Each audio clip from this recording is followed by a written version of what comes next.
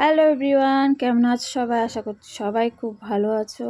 আর দেখো আমিও খুব ভালো আছি। তো চলে এসেছি একটু অন্যরকম রেসিপি নিয়ে।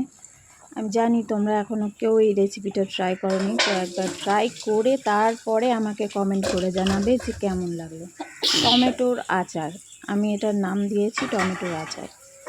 তো দেখো টমেটোগুলো আমি ভালো করে গরম জলে আগে সিদ্ধ করে নিয়েছি, তারপরে এই যে ঠান্ডা করে নিয়ে তারপরে খোসাগুলো ছাড়িয়ে নিলাম।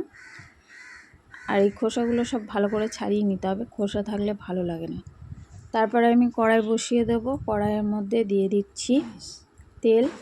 তেল দিয়ে দেওয়ার পরে দিয়ে দিলাম শুকনো লঙ্কা আর 5 ফোড়ন। এটা ফোড়ন দেওয়ার পরে একটু গরম হয়ে গেলেই আমি দিয়ে দেবো টমেটোগুলো। তো ভালো করে আগে টমেটোগুলো দিয়ে ভালো করে তোমরা নাড়িয়ে নেবে। এই যে একে একে সব টমেটোই দিয়ে দিচ্ছি। আর দেখতে কত ভালো লাগছে না, লাল লাল। তো আমিও ফার্স্ট টাইম বানিয়ে দেখলাম, খেতে যা হয়েছে অপূর্ব হয়েছে। তো তোমরা আগে ট্রাই করবে, তারপর আমাকে জানাবে। তো দেখো আগে ভালো করে নাড়িয়ে টাড়িয়ে নিলাম, তারপরে এরপরে দিয়ে দেবো একে একে নুন আর হলুদ গুঁড়ো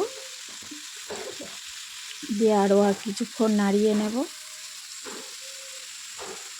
তারপরে আমি চিনি দিয়ে দেবো পরিমাণ মতো।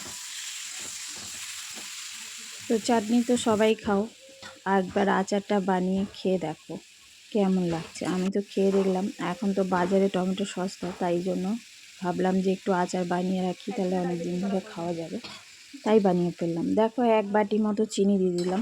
তো তোমরা তোমাদের নিজেদের পরিমাণ মতো চিনিটা দেবে, যে যেমন খেতে পছন্দ করো মিষ্টিটা। আমরা একটু মিষ্টিই খাই। আর দেখো আমার তেঁতুলের চাটনি করা ছিল, তাই আমি এই চাটনিটাই এর মধ্যে মিশিয়ে দিলাম। তা তোমরা চাইলে তেঁতুল এমনি জলে গুলে দিয়ে দিতে পারো, অল্প জলে গুলে দেবে, তাহলে খেতে ভালো লাগবে। আর আমার কাছে ভাজা মশলা করা ছিল, তো তোমরা চাইলে আচারে যে মশলাটা দেওয়া যায় ধনে 5 ফোড়ন এইসব লঙ্কা ভেজে গুঁড়ো করে দিতে পারো। আমি জিরে গুঁড়ো করে দিয়েছি, জিরেটা একটু ভেজে নিয়েছি, সেটাই গুঁড়ো করা ছিল দিয়ে দিয়েছি। আর চিলি ফ্লেক্সও আমার করা ছিল, তাই আমি ভাবলাম যে চিলি ফ্লেক্স একটু দিয়ে দিই। তো একটু চিলি ফ্লেক্স আর একটু দেখো রেডি আমার টমেটোর আচার। তো তোমাদের কেমন লাগলো অবশ্যই কমেন্ট করে জানাবে। ভালো থেকো, সুস্থ থেকো। আজকে এই পর্যন্তই, টাটা।